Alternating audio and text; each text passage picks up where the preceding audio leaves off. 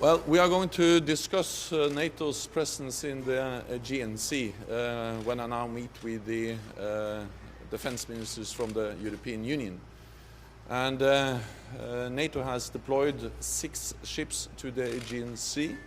They are doing reconnaissance, surveillance, and providing real-time information to the Turkish Coast Guard, to the Greek Coast Guard, and also to the EU border agency Frontex.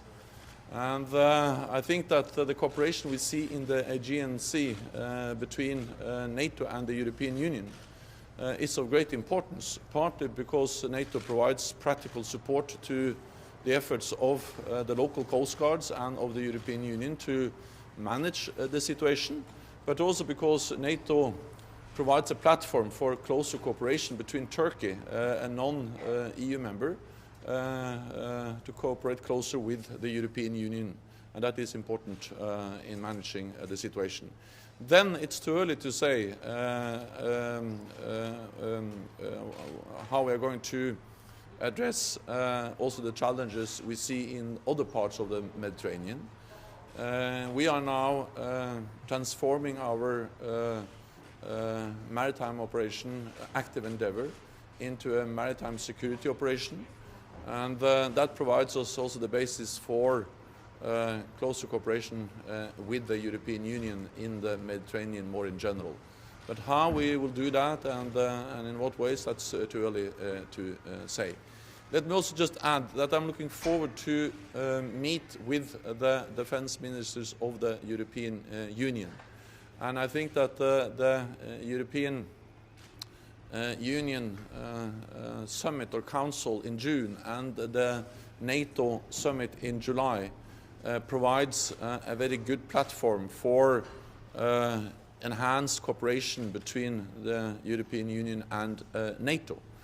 And we will look into how we can expand that cooperation, and I think we see different areas where there are great value of NATO and the European Union working together.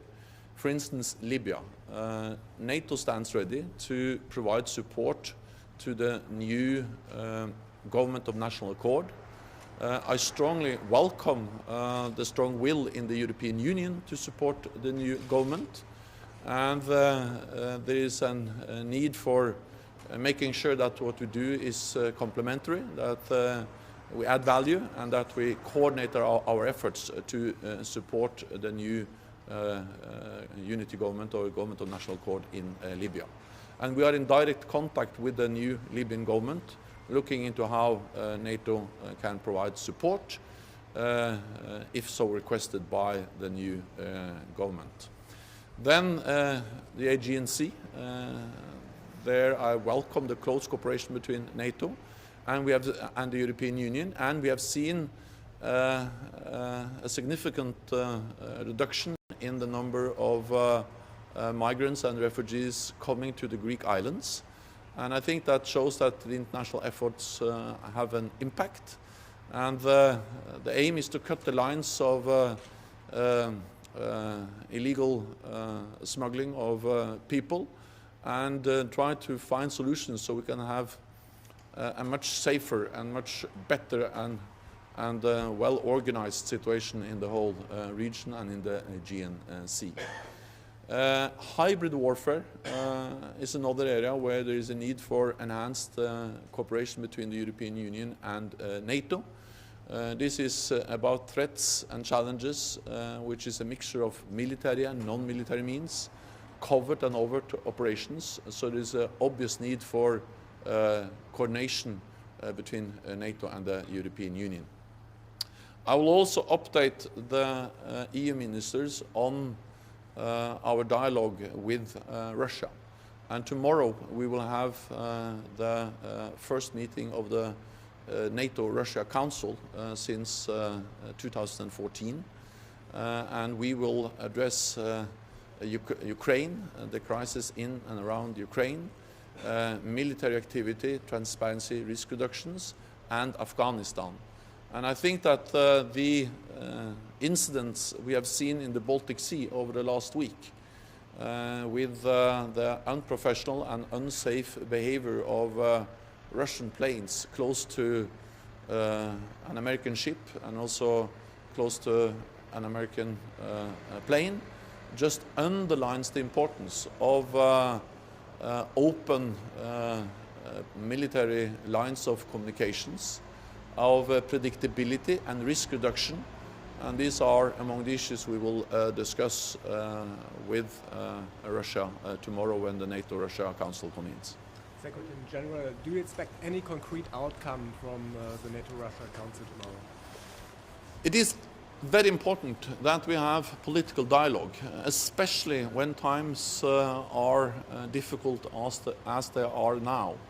So when tensions are high, I think the need for open channels for political dialogue, for predictability, for transparency is even more important.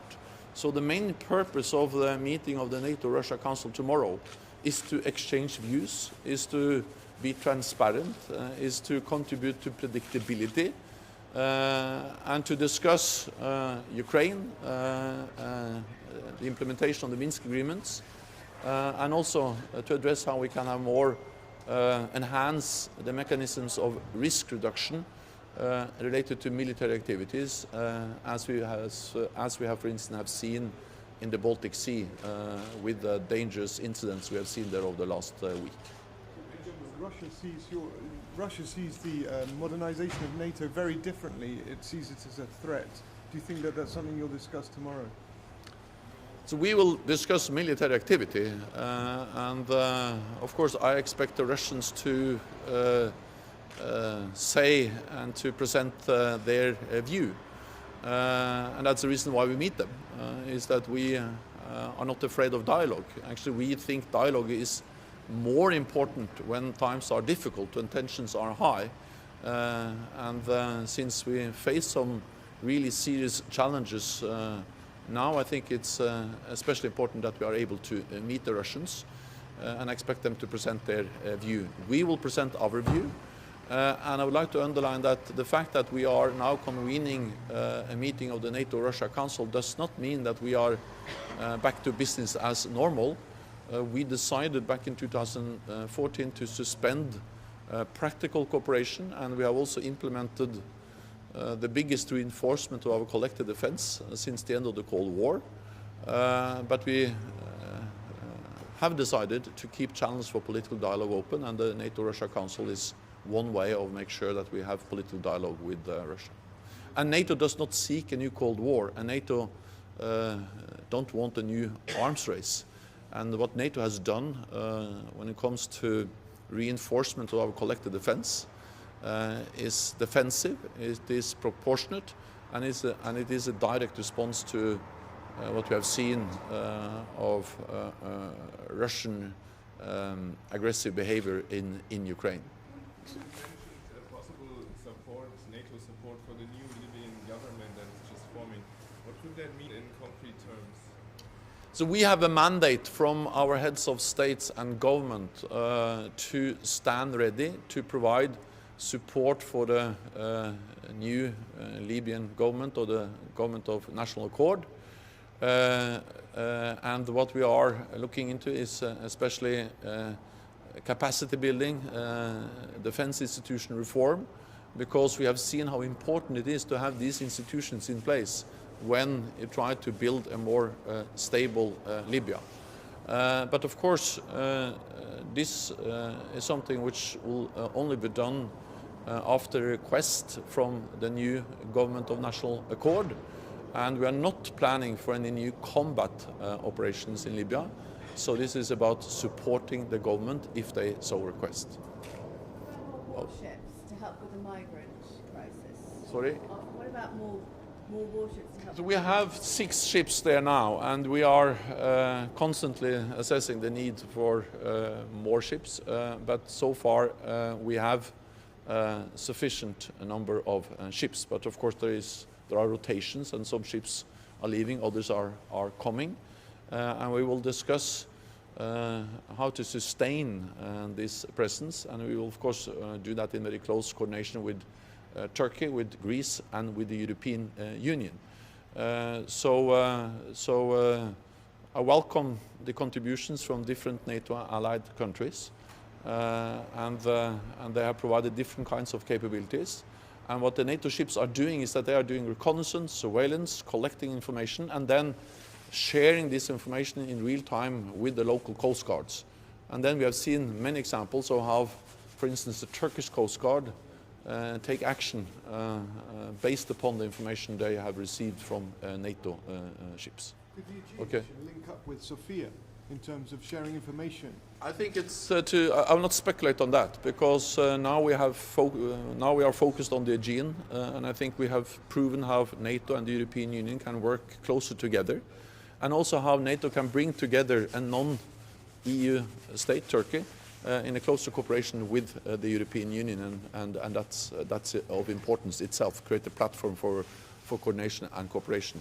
Then we have the Active Endeavour mission, which we now are transforming into, which is a Mediterranean mission, which we now are transforming into a maritime security mission. And we expect that to be done by the NATO summit in July. And whether that can create the basis for a closer cooperation with the Sophia naval mission of the European Union, I will not speculate. I think we just sit down with the European Union and discuss with them how we can work together, and based on the experience from the Aegean, whether we can do anything more in the Mediterranean more in general. Okay, thank you so much. Thank you, guys.